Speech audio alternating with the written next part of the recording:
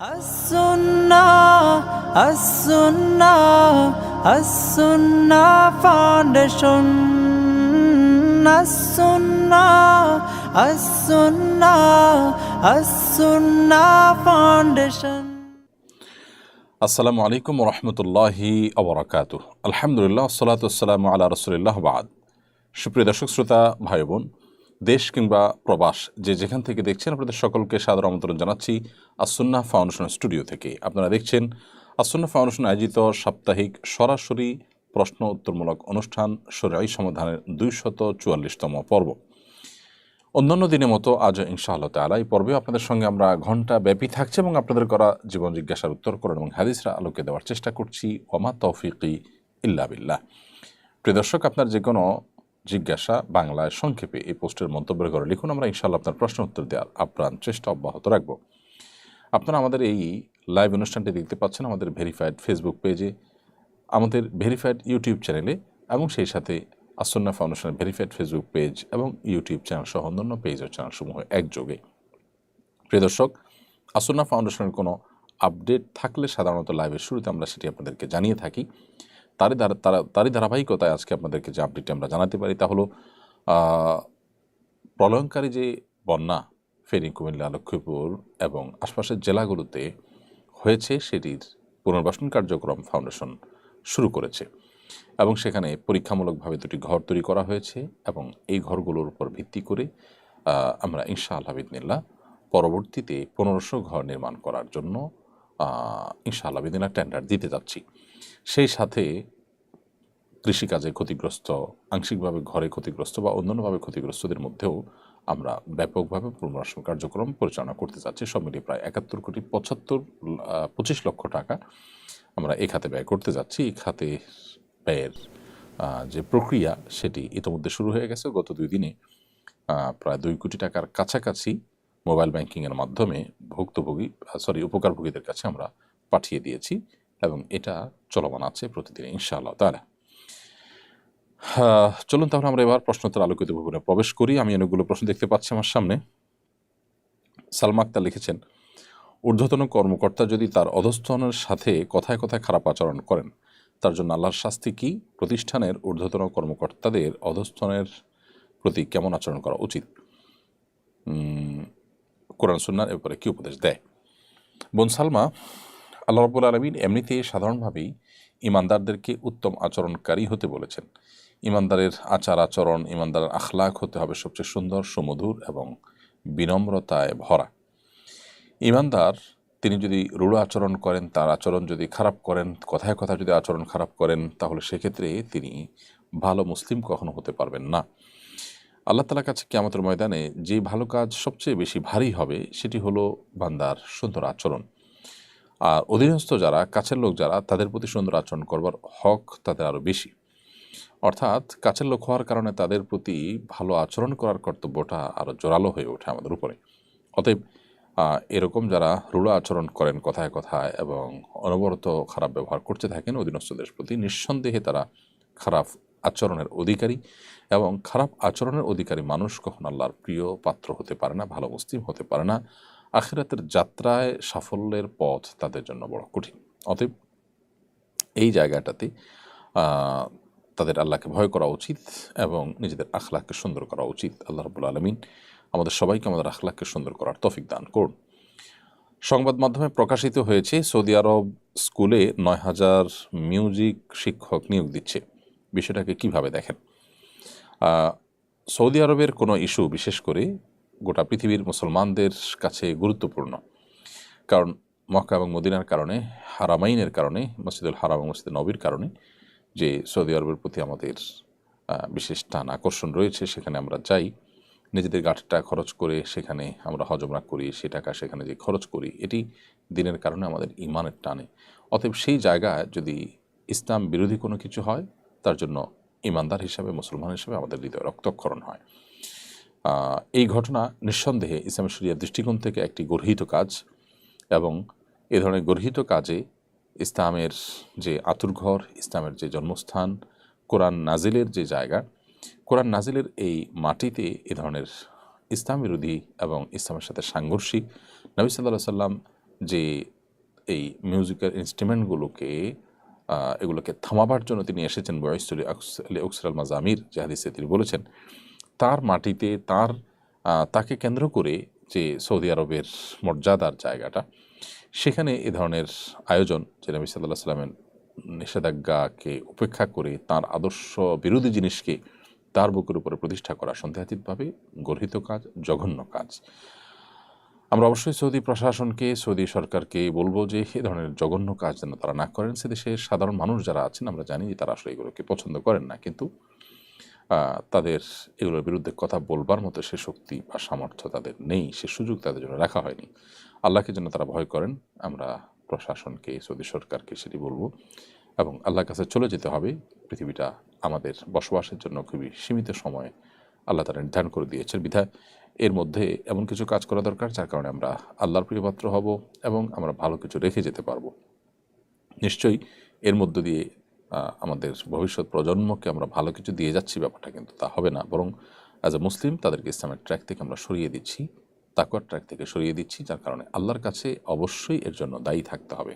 উচিত আমাদের আল্লাহকে ভয় করা এবং এ ধরনের গর্হিত কাজ থেকে বেঁচে থাকা। নবী সাল্লাল্লাহু আলাইহি ওয়াসাল্লাম বলেছেন, আমার উম্মতের কিছু লোক আছে যারা ভালো কাজের চাবি হয়, মন্দ কাজের তালা হয়। যেখানে যে ভালো কাজ শুরু করে খারাপ কাজ বন্ধ করে, আর কিছু আছে উল্টো, যেখানে যায় তারা মন্দ কাজ শুরু করে দেয় একটা এবং ভালো কাজ বন্ধ করে দেয়। আজ সৌদি গভর্নমেন্ট সেরকম একটি অবস্থানে কোনো ক্ষেত্রে চলে গেছে। আল্লাহ তাআলা তাকে হেদায়েত দান করুক, আমরা দোয়া করি। এস এম জারিফ আপনি লিখেছেন, কিভাবে তাকওয়া অর্জন করব? আল্লাহ সুবহানাহু ওয়া তাআলা তাকওয়া অর্জনের একটা পদ্ধতি বলেছেন, মুত্তাকিদের সাথে, নেককার মানুষের সাথে থাকা। আল্লাহ সুবহানাহু ওয়া তাআলা বলেছেন, ইয়া আইয়ুহাল্লাযীনা আমানুত্তাকুল্লাহ ওয়া কুনু মা'আস সাদিকিন। কোনো উলামা ইকরাম বলেছেন এখানে আল্লাহ তাআলা এই আয়াতের প্রথম অংশ বলেছেন, হে ঈমানদারগণ তোমরা তাকওয়া অবলম্বন করো। পরের অংশ বলেছেন, এবং নেককারদের, ভালো মানুষদের সঙ্গে থাকো। তার মানে ভালো মানুষদের সঙ্গে অবলম্বন করা, তাদের সান্নিধ্য অর্জন করা, এটি তাকওয়া অর্জন করার একটি উপায়। যদিও অনেকের ব্যাখ্যা মতে দুটি পৃথক পৃথক নির্দেশ। তাকওয়া অর্জন মানে আল্লাহ ভীতি অর্জন, আল্লাহর ভয়ে আল্লাহর সামনে দাঁড়াতে হবে, জবাবদিহি করতে হবে, সেই লাজ থেকে, সেই ভয় থেকে, আল্লাহ সুবহানাহু ওয়া তাআলার প্রতি সে আজমত, বড়ত্ব যে বিশ্বাস, সেটি জায়গা থেকে তার সকল আদেশ নিষেধগুলোকে মেনে চলা, এটি তাকওয়া। এটির জন্য মুত্তাকিদের সান্নিধ্য যেমন গুরুত্বপূর্ণ, তেমনিভাবে কোরআন অধ্যয়ন, কোরআন পাঠ, আল্লাহর নিদর্শনগুলো অবলোকন এবং সেগুলো ধারণ, এটা খুব বেশি গুরুত্বপূর্ণ আমাদের জন্য। স্বপ্নের বাগান এআইডি থেকে আপনি লিখেছেন, সুস্থ মানুষকে ভিক্ষা দেওয়া যাবে কিনা? সুস্থ মানুষকে আপনি ভিক্ষা দিতে পারেন, তবে একটা হাদিস পাওয়া যায় যে একজন মানুষ শারীরিকভাবে সুস্থ সবল, তার প্রত্যেকটা অঙ্গ প্রত্যঙ্গ সুস্থ, এরকম মানুষ তিনি যদি এরকম মানুষকে যাকাত যেন দেওয়া না হয়, সেখানে ভিক্ষা তো প্রশ্নই ওঠে না। কিন্তু যদি কেউ দেন তিনি গুনাহগার হবেন না, বাট এরকম মানুষকে না দিয়ে যিনি শারীরিকভাবে অক্ষম, অপারগ, অথবা যিনি হতদরিদ্র, এরকম ব্যক্তিকে আমাদের উচিত আমাদের সাহায্য সহযোগিতা করা। শারীরিকভাবে সুস্থ সবল মানুষ ভিক্ষা করলে তাকে কর্মমুখী জীবনের প্রতি আহ্বান করা উচিত।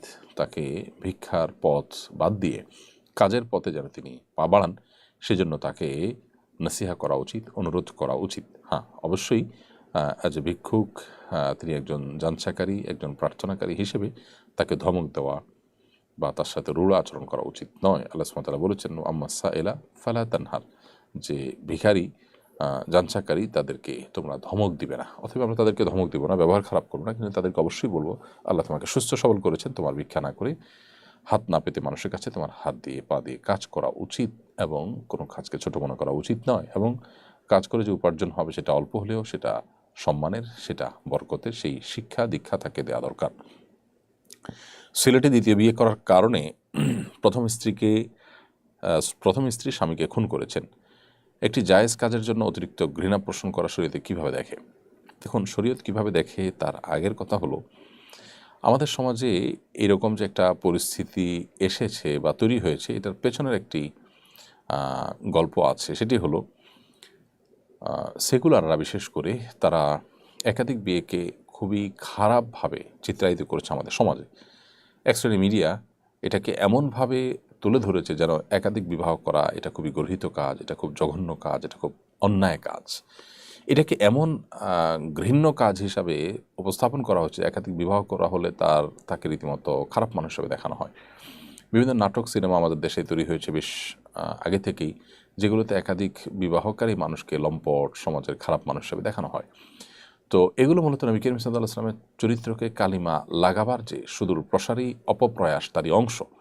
তো এরই ফলশ্রুতিতে আজ এ ধরনের ঘটনা ঘটেছে। এর জন্য যারা একাধিক বিয়েকে খারাপ হিসাবে চিত্রায়িত করে, তাদের দায় কোনোভাবে এড়াবার সুযোগ তাদের নেই।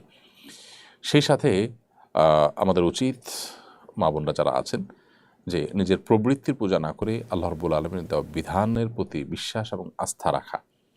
আল্লাহ রাব্বুল আলামিন একাধিক বিবাহের যে অপশন রেখেছেন, যদি কোনো পুরুষ তিনি ইনসাফ করতে পারেন, স্ত্রীদের মধ্যে সমতা বজায় রাখবার মতো তার সেই মানসিক শক্তি থাকে, তার সেই সৎসাহস থাকে, তাহলে তিনি একাধিক বিবাহ করতে পারেন। এরকম মানুষের জন্য একাধিক বিয়ে করা জায়েজ।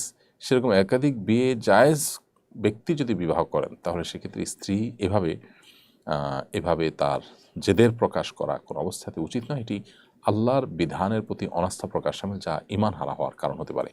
অনেক মেয়েরা আছেন যারা নামাজ কালাম পড়েন, দিনদারিতা আছে, আল্লাহকে বিশ্বাস করেন, কিন্তু তিনি এটাকে পছন্দ করেন না, বলেন যে আমি এটা পছন্দ করি না। শুধু এটুকুর কারণে কিন্তু ঈমান হারা হওয়ার মতো ব্যাপার আছে। কারণ আল্লাহ রাব্বুল আলামিন যে বিষয়টাকে বৈধ করেছেন, সেটাকে তার ভালো লাগছে না। এটা এক ধরনের বিদ্রোহ, কিন্তু আল্লাহর প্রতি এক ধরনের কুফরি। কিন্তু এই জায়গা থেকে আমাদের সহনশীলতা আনতে হবে এবং নফস এবং প্রবৃত্তির বিরুদ্ধে যাওয়া আমাদেরকে শিখতে হবে। প্রবৃত্তির তাড়নায় আমরা যদি তাড়িত হই এবং পরিচালিত হই, তাহলে এটা কখনো ঈমানের দাবি হতে পারে না বা ঈমানদারের আচরণ হতে পারে না। আর সেখানে মানুষ হত্যা করা তো জঘন্য অপরাধ। আইন হাতে তুলে নেওয়া, মানুষ হত্যা করা, যদিও এখানে কোনো অপরাধ তিনি করেননি। হ্যাঁ, প্রচলিত আইনে প্রথম স্ত্রীর অনুমতি নিতে হলেও শরিয়া দৃষ্টিকোণ থেকে প্রথম স্ত্রীর অনুমতি নেওয়া কোনো আবশ্যক কোনো বিষয় নয়। শরিয়া দৃষ্টিকোণ থেকে কোনো অন্যায় তিনি করেননি। এরপরও তার প্রতি এই অন্যায় আচরণ করা অবশ্যই জুলুম, এবং এটা সহনশীলতার কারণেই হয়েছে। দাম্পত্য জীবনে এমনিতেই আমাদের পারস্পরিক বোঝাপড়ার অবস্থা খুবই খারাপ। আমাদের পারস্পরিক বোঝাপড়ার তলানিতে আমরা অবস্থান করছি। বাংলাদেশের মানুষ, নানাবিধ কারণ আছে। এর মধ্যে আপনার পশ্চিমা সংস্কৃতির যে প্রভাব, সেটি তো রয়েছেই। এর পাশাপাশি আমাদের যে মুসলমান হিসাবে আমাদের যে অধঃপতন, সেটিরও বিরাট দায় আছে। অ্যাজ এ মুসলিম, আমরা যদি ইসলামকে সঠিকভাবে চর্চা করতাম, আমাদের জীবনে ধারণ করতাম, তাহলে হয়তোবা এ ধরনের পরিস্থিতি আমাদেরকে দেখতে হতো না।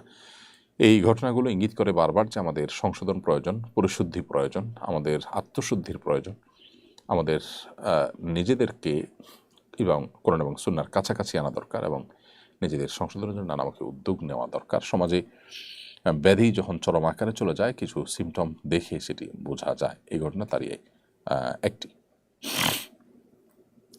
মোহাম্মদ আশিক মণ্ডল, আপনি লিখেছেন, আগদের সময় বর কোন দিকে ফিরে বসবে, এরকম কোনো বাধ্যবাধকতা বা আবশ্যকতা নেই যে বর কোনো একদিকে ফিরে বসতে হবে। যে কোনো দিকে ফিরে বসতে পারেন, কেবলার দিকে ফিরে বসতে হবে, বা কনের বাবার দিকে কিংবা বিবাহজনী তার দিকে, এমন কোনো কথা, এমন কোনো আবশ্যকীয়তা বা এমন কোনো বাধ্যবাধকতা শরিয়া দৃষ্টিকোণ থেকে নেই।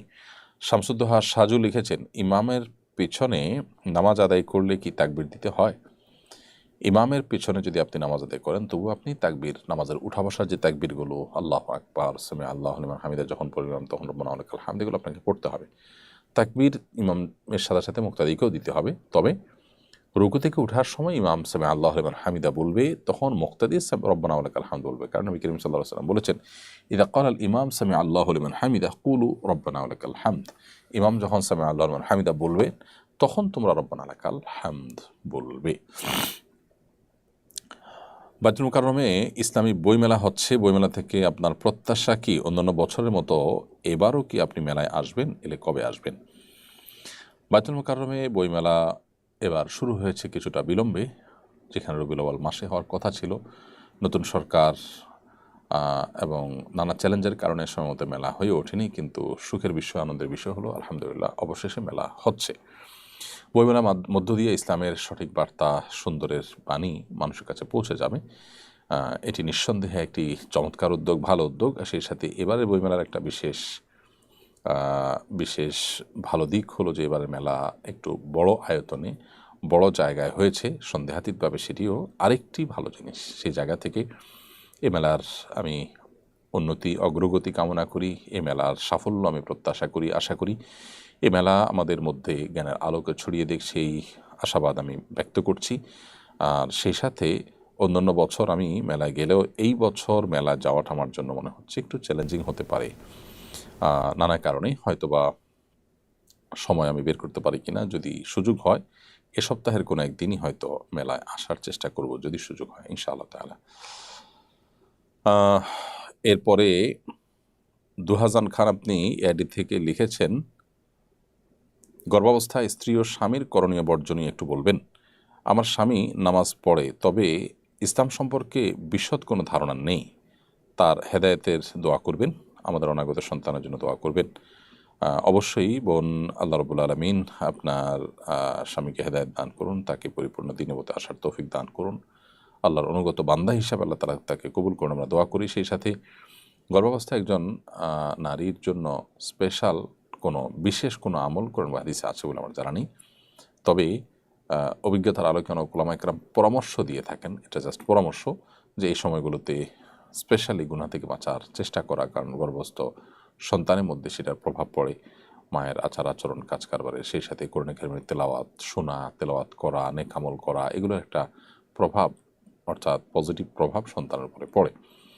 এবং এর পাশাপাশি মা তিনি যখন গর্ভস্থ সন্তান থাকে তখন তার ওই অবস্থাতে বিশেষ করে আল্লাহ সুবহানাহু ওয়া তাআলা যেন তার গর্ভখালাসকে সহজ করেন, সন্তান যেন নেককার হয়, সেজন্য বেশি বেশি দোয়া করা তার সুফল বয়ে আনে। এগুলো নানা অভিজ্ঞতার আলোকে উলামা ইকরামের দেওয়া পরামর্শ। স্পেশালি সুন্নাহসম্মত কোনো আমল আলাদা করে সুন্নাহ হিসাবে, শরিয়ার অংশ হিসাবে আপনি করবেন, সেরকম কোনো বিশেষ আমল এই সময় আমার জানা মতে নেই। তবে অনাগত সন্তানের জন্য দোয়ার বিষয়টা এর আগেও করবেন, পরেও করবেন। বিশেষ করে রব্বানা হাব লানা মিন আজওয়াজিনা ওয়া যুররিয়্যাতিনা কুররাতা আয়ুন ওয়াজআলনা লিল মুত্তাকিনা ইমামা, সূরা ফুরকান ৭৪ নম্বর আয়াতটি বেশি বেশি করে পাঠ করবেন। আমরা আপনার সন্তানের জন্য দোয়া করছি। শায়লা খানম আপনি লিখেছেন, বাসায় হাজব্যান্ড ছাড়া আর কোনো পুরুষ থাকে না, বাচ্চারা ছোট ছোট, এক্ষেত্রে আমি কি গেঞ্জি বা জিন্স প্যান্ট বাসায় পরতে পারবো কি না? বোন শায়লা খানম, যেহেতু আপনার স্বামী ছাড়া পুরুষ কেউ থাকে না, বাচ্চা অনেক ছোট, আপনি হাজব্যান্ড যদি ডিমান্ড করেন তাহলে সেক্ষেত্রে তার ডিমান্ডকে পূরণ করার জন্য, অথবা আপনি নিজে থেকে সেদে জাস্ট আপনার সাজগোজের অংশ হিসাবে যদি এই সমস্ত পোশাক পরিধান করতে পারেন। তবে পশ্চিমা সংস্কৃতির প্রভাবে আমরা অনেকে প্রভাবিত, সেটাকে আমাদের সার্বিকভাবে ভালো লাগা কাজ করে, সেই জায়গা থেকে এটি পরা তো অবশ্যই উচিত হবে না।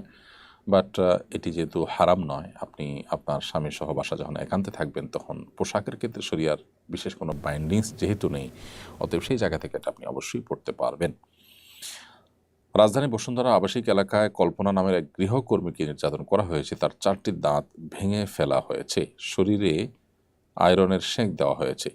যে মেয়েটি গৃহকর্মীকে নির্যাতন করেছে সেও একজন কিশোরী। তার অপরাধের জন্য তার বাবা মাকে দায়ী করা যাবে কি না? গৃহকর্মীরা প্রায় নির্যাতিত হয়, তাদের নিরাপত্তার জন্য রাষ্ট্রের করণীয় কি? খুবই গুরুত্বপূর্ণ একটি বিষয়।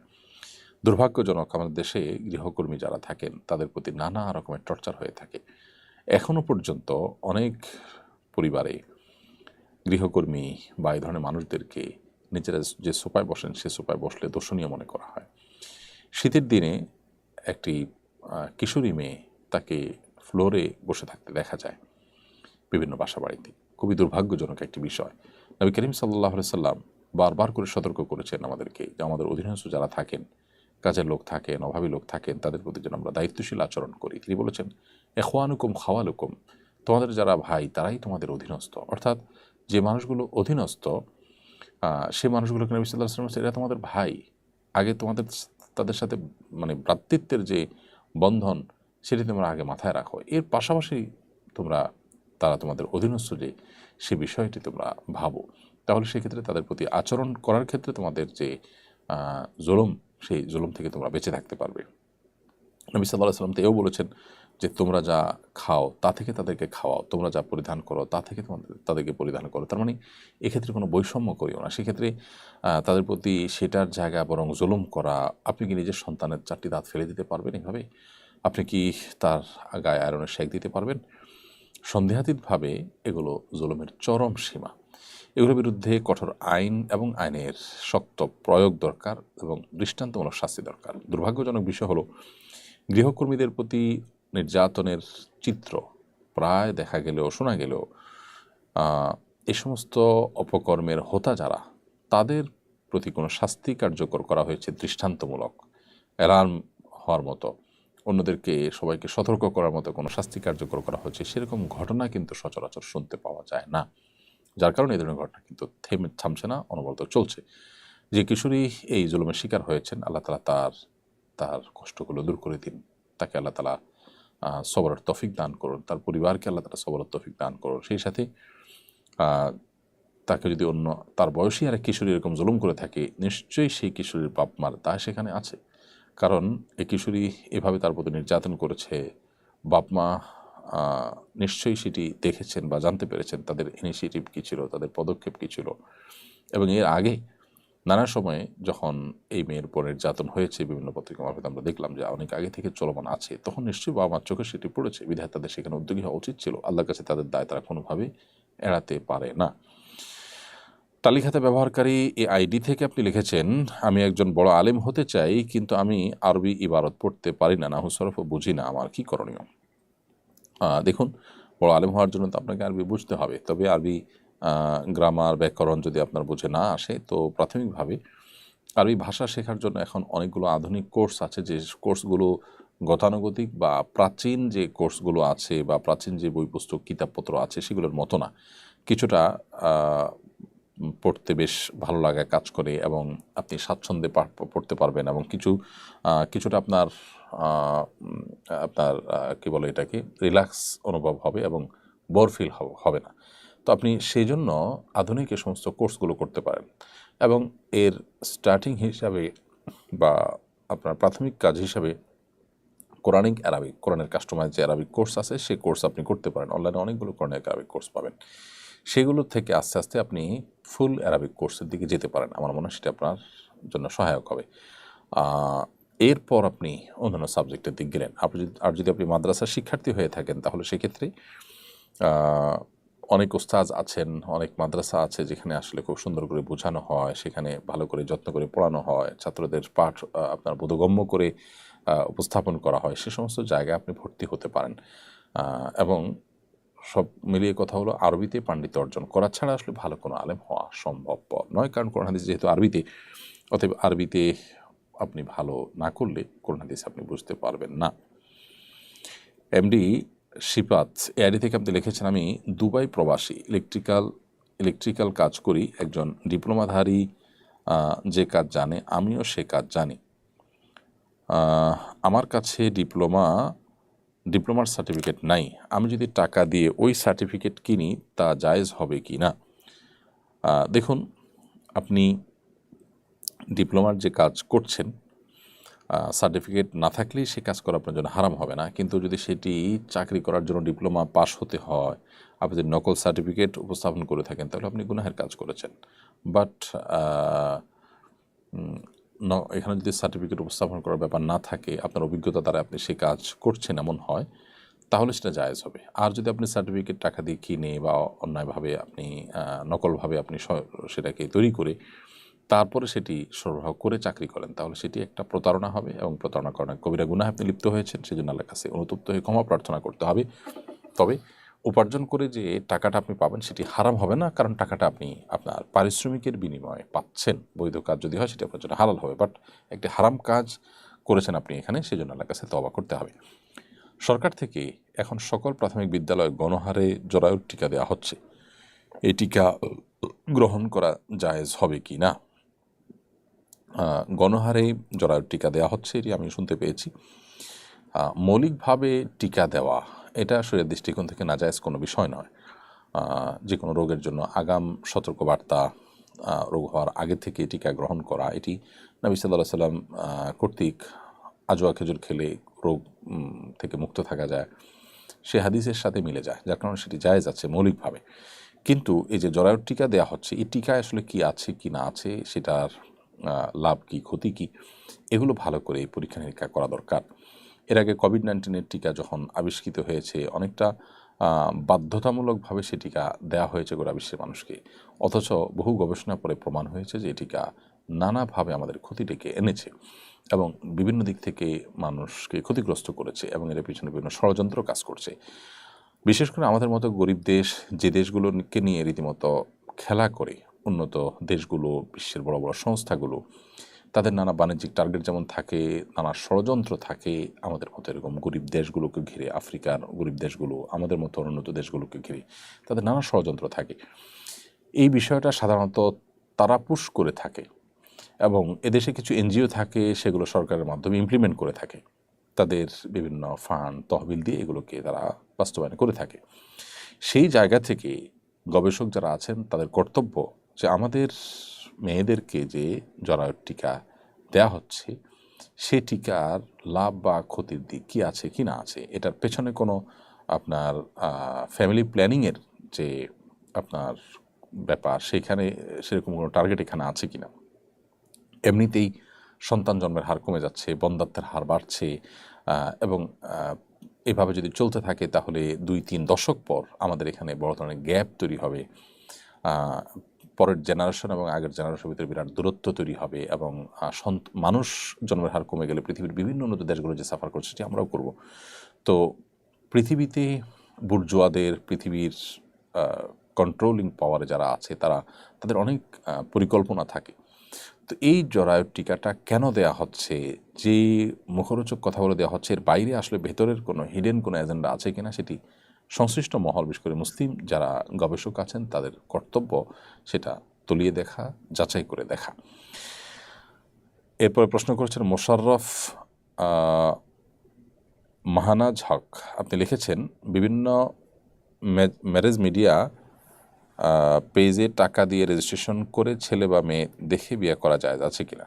বিশেষ করে এসব পেজে মোটা অঙ্কের টাকা দিতে হয় বিয়ে হলে। কোনো ম্যারেজ মিডিয়ার পেজ তাদের পরিচালনা, তারা উভয়ের তথ্যপত্র সংগ্রহ করছে, সেটা পরিচালনা করছে, এই জায়গা থেকে সেখানে কোনো ফি দিয়ে আপনারা পরস্পরের তথ্যপত্র কালেক্ট করেন, বিনিময় করেন এবং দেখাদেখি করেন, সেটার মৌলিকভাবে কোনো নাজায়েজ বা হারাম বিষয় নয়। এবং যদি বিয়েটা হয় তাহলে বিয়ে হওয়া পর্যন্ত আপনার যদি এখানে কোনো তাদের ভূমিকা থাকে তাহলে সেক্ষেত্রে অবশ্যই তারা তার পারিশ্রমিক নিতে পারে। মোটা অঙ্কের টাকা দিতে হয় বলছেন, এখানে ধরনটা কী ধরনের মোটা অঙ্ক এবং বিয়ে হওয়ার সাথে মোটা অঙ্কের নেওয়ার কোনো যৌক্তিক কারণ আছে কি না সে বিষয়গুলো ভিন্নভাবে জেনে বিশ্লেষণ করতে হবে। মৌলিকভাবে এরকম পেজ পরিচালনা করে বা এরকম ম্যারেজ মিডিয়া করে মধ্যস্থতাকারী হিসেবে উভয় পক্ষকে একত্র করে দেওয়া বা উভয় পক্ষের তথ্যপত্রকে আপনার বিনিময় করার সুযোগ করে দেওয়া ইত্যাদি ইত্যাদি, এগুলো মৌলিকভাবে নাজায়েজ কোনো কাজ নয়, বিধায় সেটি জায়েজ আছে। মৃত ব্যক্তি যদি নিতান্ত গরিব হন এবং তার যদি কোনো আত্মীয় স্বজন না থাকে তাহলে তার কাফন দাফনের দায়িত্ব ও ব্যয়ভার বহন করার দায়িত্ব কার? মৃত ব্যক্তি নিতান্ত গরিব হলে তার নিকট আত্মীয় স্বজন না থাকলে এলাকাবাসী তাদের উদ্যোগে এটি করতে হবে। মুসলিম রাষ্ট্র থাকলে সরকারের এটি কর্তব্যের অংশ, সরকার করবে। এলাকাবাসীর কর্তব্যের অংশ এলাকাবাসী করবে। এলাকার কেউ যদি উদ্যোগ নেয় তাহলে সবার পক্ষ থেকে সেই ফরজটা আদায় হয়ে যাবে, কারণ কোনো মানুষ মারা গেলে তার কাফন দাফনের ব্যবস্থা করাটা ফরজে কিফায়া, অর্থাৎ পুরো এলাকাবাসীর জন্য এটি ফরজ। কেউ যদি না করে সবাই গুনাহগার হবে, আর এলাকাবাসীর কিছু লোক যদি উদ্যোগী হয়ে এটা করে ফেলেন তাহলে সবার পক্ষ থেকে সেটি আদায় হয়ে যাবে। এই জন্য এ ধরনের পরিস্থিতির জন্য মসজিদগুলো থেকে, বিভিন্ন সামাজিক প্রতিষ্ঠানগুলো থেকে, সংস্থাগুলো, সংগঠনগুলো থেকে নানামুখী উদ্যোগ থাকা উচিত, তহবিল সংগ্রহ করা উচিত, যাতে করে আল্লাহ না করুক এরকম কোনো অভাবী ব্যক্তি এরকম যদি পরিস্থিতির মধ্যে পড়ে যান তাহলে যেন তাকে সহযোগিতা করা যায় আর্থিকভাবে এবং তার দাফন কাফনের উদ্যোগ যেন নেওয়া যায়, সেই জায়গা থেকে চেষ্টা করতে হবে। এরপরে প্রশ্ন হলো, অনেকেই সংবিধান পুনর্লিখনের দাবি করছেন। সংবিধান পুনর্লিখিত বা সংস্কার হলে আমাদের সংবিধানে কী কী সংযোজন বিয়োজন কামনা করেন আপনি? মোট কথা কেমন সংবিধান দেখতে চান? দেখুন, সংবিধান পুনর্লিখন হলে, সংবিধান নতুন করে সংস্কার করে নতুন আঙ্গিকে সংবিধান যদি তৈরি করতে হয় তাহলে সেক্ষেত্রে প্রথমত সেখানে সংখ্যাগরিষ্ঠ মুসলমানদের মূল্যবোধের প্রতিফলন আমি দেখতে চাই। সংখ্যাগরিষ্ঠ মানুষের চিন্তাধারা এবং তাদের মূল্যবোধ যদি সেখানে প্রকাশিত না হয়, প্রতিফলিত না হয়, তাহলে সেক্ষেত্রে সেটি আসলে গণমানুষের সংবিধান হতে পারে না। আমরা আমাদের সমাজে বরাবরই দেখি যে সংখ্যাগরিষ্ঠ মানুষের উপরে সংখ্যালঘিষ্ঠ মানুষের চিন্তাধারাকে আরোপ করে দেওয়া হয়। তো গণতন্ত্র যদি মানে হয়, যদি জনগণের শাসন, জনগণ যা চায় সেটা, তো জনগণ কি সমাজতন্ত্র এবং ধর্মনিরপেক্ষতা চায় কিনা আমাদের দেশে? একটি গণভোট হোক, সেই গণভোটে দেখা যাক যে মানুষ চায় কিনা। সম্প্রতি বিভিন্ন এ বিষয়ে যারা ইন্টারেস্ট রাখেন সে সমস্ত মানুষজনের বক্তব্য থেকেও প্রকাশ পেয়েছে যে তারা ভোটের বিরোধী, তারা চান না গণভোট দিতে। তার মানে কি দাঁড়ালো? জনগণ যা চায় না সেটা আপনি জনগণকে চাপিয়ে দিচ্ছেন গণতন্ত্রের নামে। তো এটা রীতিমতো ভাওতাবাজি এবং প্রতারণা। এর পাশাপাশি সংবিধান সংশোধনের যে কমিটি, সেখানে দিনী মূল্যবোধ সম্পন্ন সংবিধান বিশেষজ্ঞদেরকে রাখা দরকার। এটি জনগণের আশা আকাঙ্ক্ষা প্রতিফলিত হওয়ার ক্ষেত্রে সহায়ক হবে বলে আমরা মনে করি। বিধায় সংবিধান সংশোধন হলে, সংশোধিত হয়ে যে জন্য এত কিছু হলো, সেই জনগণের আকাঙ্ক্ষার প্রতিফলন যেন হয়, সেটি হলো মুখ্য বিষয় এবং গুরুত্বপূর্ণ বিষয়। তা না হলে এটি হবে দুঃখজনক, এটি হবে দুর্ভাগ্যজনক, এটি হবে গণতন্ত্রের নামে মানুষকে ধোঁকা দেওয়া বা প্রতারণা করা, যা কোনো অবস্থাতে গ্রহণযোগ্য হতে পারে না। সমাজের সংখ্যাগরিষ্ঠ মানুষের চিন্তাধারা, মূল্যবোধকে ইগনোর করে একটি সমাজ, একটি দেশ কখনো এগিয়ে যেতে পারে না। মালয়েশিয়ানরা তারা সংখ্যাগরিষ্ঠ মানুষদের চিন্তাধারা, 60-65% মাত্র মুসলমান, সেটাকে ধারণ করে তারা কিন্তু অনেক দূর এগিয়ে গেছে। বিধায় সমাজের মূল অংশ বা বড় অংশটাকে আপনি যদি আস্থায় না আনতে পারেন, কোনো দিনই দেশকে আপনি এগিয়ে নিতে পারবেন না। প্রিয় দর্শক, দেখতে দেখতে আমরা অনুষ্ঠানের একেবারে মধ্যপ্রান্তে এসে পৌঁছেছি। সময় হচ্ছে একটি বিরতিতে যাওয়ার। বিরতির পর আবার আমরা ফিরে আসছি ইনশাআল্লাহ। আমাদের সঙ্গেই থাকবেন আশা করি। কোরআন মানব জাতির মুক্তির সনদ, কোরআন আমাদের গাইডবুক। অথচ সমাজের খুব কম মানুষই কোরআন বোঝেন বা বোঝার চেষ্টা করেন। বছর জুড়ে কোরআন চর্চার লক্ষ্যে শুরু হলো আস-সুন্নাহ ফাউন্ডেশনের যাবৎকালের সর্ববৃহৎ প্রতিযোগিতা কোরআন বর্ষ। 2024 রমজান থেকে 2025 রমজান পর্যন্ত 6 ধাপে অনুষ্ঠিত হতে যাচ্ছে আল কোরআনুল কারীম পাঠ ও প্রতিযোগিতা। বিজয়ীদের জন্য থাকছে 3টি উমরা, 1টি কম্পিউটার, 5টি ব্যক্তিগত লাইব্রেরি, 6টি কিন্ডেল রিডার সহ 15 লক্ষ টাকার মূল্যবান সব পুরস্কার। আল্লাহ সুবহানাহু ওয়া তাআলা আমাদেরকে ভালো কাজে একে অন্যের সঙ্গে প্রতিযোগিতায় অবতীর্ণ হওয়ার নির্দেশ করেছেন। সুতরাং আসুন কোরআন চর্চার এই মহা আয়োজনে, কোরআনের এই বিশাল প্রতিযোগিতায় সামিল হয়ে নিজেদেরকে কোরআনের জ্ঞানে সমৃদ্ধ করি, জীবনকে করি কোরআনময়। পার্থিব এই সমস্ত মহামূল্যবান পুরস্কার জেতার পাশাপাশি আল্লাহ সুবহানাহু ওয়া তাআলার কাছ থেকে অফুরন্ত বিনিময় লাভের এই সুযোগটি যেন আমাদের কারোর হাতছাড়া না হয়। তাহলে আর দেরি নয়, শুরু করুন এখনই কোরআন বর্ষ, বছরব্যাপী কোরআন চর্চার এক অনন্য আয়োজন। আস-সুন্নাহ ফাউন্ডেশন, উম্মার স্বার্থে, সুন্নাহর সাথে। প্রিয় দর্শক, বিরতির পর আবার আপনাদেরকে স্বাগতম জানাচ্ছি। আপনারা দেখছেন আস-সুন্নাহ ফাউন্ডেশনের সরাই সমাধান অনুষ্ঠান, যে অনুষ্ঠানটি সম্প্রচারিত হচ্ছে আস-সুন্নাহ ফাউন্ডেশনের স্টুডিও থেকে। বিরতির আগে অনেকগুলো প্রশ্ন উত্তর আমরা দিয়েছি। এই পর্যায়ে আমি দেখতে পাচ্ছি এমডি রাসেল হোসেন, আপনার প্রশ্ন আপনি লিখেছেন, সন্তান নেই, নেককার সন্তান লাভের দোয়া শিখিয়ে দিন। নেককার বা ভালো সন্তান যেন হয়, সেজন্য আল্লাহ সুবহানাহু ওয়া তাআলার কাছে বিভিন্ন নবী রাসূলগণ বিভিন্ন দোয়া করেছেন। কোরআন কারীমে আল্লাহ সেগুলো উল্লেখ করেছেন, আমরা সেগুলোকে অনুকরণ করতে পারি। যেমন ইব্রাহিম আলাইহিস সালাম, জাকারিয়া আলাইহিস সালাম, তারা প্রত্যেকেই আল্লাহ সুবহানাহু ওয়া তাআলার কাছে ভালো এবং ভালো সন্তানের জন্য, নেক সন্তানের জন্য দোয়া করেছেন। সেরকম দোয়াগুলোর মধ্যে থেকে একটা হলো রব্বি হাবলি মিনাস সালিহিন, হে আল্লাহ আমাকে নেক সন্তান দান করুন। রব্বি হাবলি মিনাস সালিহিন। আরেকটি দোয়া হলো রব্বি লা তাজারনি ফারদা ওয়া আনতা খায়রুল ওয়ারিসিন, হে আল্লাহ আপনি আমাকে একা রেখে দিবেন না, আপনি সর্বোত্তম ওয়ারিস এবং উত্তরাধিকারী। সেই সাথে আরেকটি দোয়া আছে রব্বি হাবলি মিন লাদুনকা যুররিয়াতান তাইয়্যিবাহ ইন্নাকা সামিউদ দুআ। রব্বি হাবলি মিন লাদুনকা যুররিয়াতান তাইয়্যিবাহ, আল্লাহ আপনার পক্ষ থেকে আপনি আমাকে পবিত্র সন্তান দান করুন। ইন্নাকা সামিউদ দুআ, নিশ্চয় আপনি দোয়া শ্রবণকারী। তো এই দোয়াগুলো আপনি নিবেদন করতে পারেন আপনার সন্তানের জন্য। এরপরে প্রশ্ন হলো, গানের সুরে আজান দেওয়া কি জায়েজ? গানের সুরে যদি আজান দেওয়া হয় সেটি অবশ্যই গর্হিত কাজ। আজানের নিজস্ব সুর আছে, স্বকীয়তা আছে, কোরআনের নিজস্ব সুর আছে, নিজস্ব সুরের স্বকীয়তা আছে। বিধায় গানের সুরের সাথে আজানের সুরকে মেলানো, কোরআনকে মেলানো সঠিক কোনো কাজ নয়। এরপরে প্রশ্ন হলো, এবছর থেকে সরকারি খরচে হজে পাঠানো হচ্ছে না জানতে পেরেছি, আপনি এটার সমর্থন করেন, সমর্থনের কারণ কি? হ্যাঁ, সরকারি খরচে হজে না পাঠানোর সমর্থন আমি করি এবং এটা নিয়ে আমি অনলাইনে বেশ সোচ্চার ছিলাম এবং আওয়াজ তুলেছি। আমি চেয়েছি সরকারি টাকায় যেন হজে কাউকে না পাঠানো হয়। কারণ হলো, সরকারি টাকা মানে জনগণের টাকা। তো জনগণের কাছ থেকে টাকা তোলা হয়েছে দেশের উন্নতির জন্য, ভালো কাজের জন্য। সেখানে আপনি জনগণের টাকায় একজন রাজনৈতিক নেতা হয়ে আপনি হজ করতে যাচ্ছেন। ব্যাপারটা খুবই হাস্যকর এবং এটা বিলাসিতার শামিল। ইবাদত হবে, আর্থিক ইবাদত হবে, আপনি নিজের টাকায় করবেন বা কেউ আপনাকে স্বেচ্ছায় খুশি হয়ে দিয়ে বেশি টাকা দিয়ে করবেন, সেটা হতে পারে। তো জনগণ তো আপনাকে হজ করার জন্য টাকা দেয়নি। যারা টাকা দিয়েছেন তারা অনেকে হয়তো কষ্ট করে জীবন দিনাতিপাত করেন, কিন্তু তারা টাকা দিতে হয়েছে, তাদের কাছ থেকে ট্যাক্স ভ্যাট নেওয়া হয়েছে। এখন আপনি হজে যাবেন, আপনি এটা বলার পর জনগণ আপনাকে টাকা দিয়ে হজে পাঠাবে কি না? যদি না পাঠায় তাহলে তার মানে হলো জনগণের ম্যান্ডেট নেই, জনগণ চায় না তার টাকা দিয়ে আপনি হজ করেন, তাহলে এটা একরকম জোরপূর্বক কারো টাকা দিয়ে হজ করার মতো হলো, গর্হিত কাজ। এভাবে হজ হতে পারে না। আমাদের দেশে এ ধরনের এই সরকারি টাকায় হজের যে প্রথা, রাজনৈতিক সরকারগুলো যখনই ক্ষমতায় থাকে এই প্রথা যে প্রচলিত থাকে, তার অন্যতম কারণ হলো রাষ্ট্রের সম্পদ থেকে রাজনৈতিক সুবিধা দেওয়া নিজের দল অনুসারীদেরকে সাধারণত পিএম অফিস থেকে তালিকা ধরিয়ে দিয়ে সরকারি খরচে হজে পাঠানো হয়ে থাকে রাজনৈতিক নেতাদেরকে, তাদের আত্মীয় স্বজনকে, তাদের পরিচিত লোকদেরকে। তো এই কারণে আমাদের যে আপনার হজের যে ব্যবস্থাপনা, সে ব্যবস্থাপনা সাধারণ হাজিদের সার্ভিস দিতে রীতিমতো গলদঘর্ম হয়। হাজিদের সার্ভিসের ত্রুটি বিচ্যুতি হয়ে যায়, কারণ এই ভিআইপিদেরকে নিয়ে সরকারি টাকায় একে তো হজ যাচ্ছে, নিজের টাকায় যাচ্ছেই না, আবার যে লোকগুলো সর্বস্তরের হাজিদের সেবা দেওয়ার কথা, সেই লোকগুলো এদেরকে নিয়ে ব্যস্ত থাকতে হয়। এটা হজের পরিচালনা সংশ্লিষ্ট ব্যক্তিবর্গ আমাকে জানিয়েছেন। বিধা কোন অবস্থাতেই এটি জায়েজ কাজ নয়, সমুচিত কাজ নয়।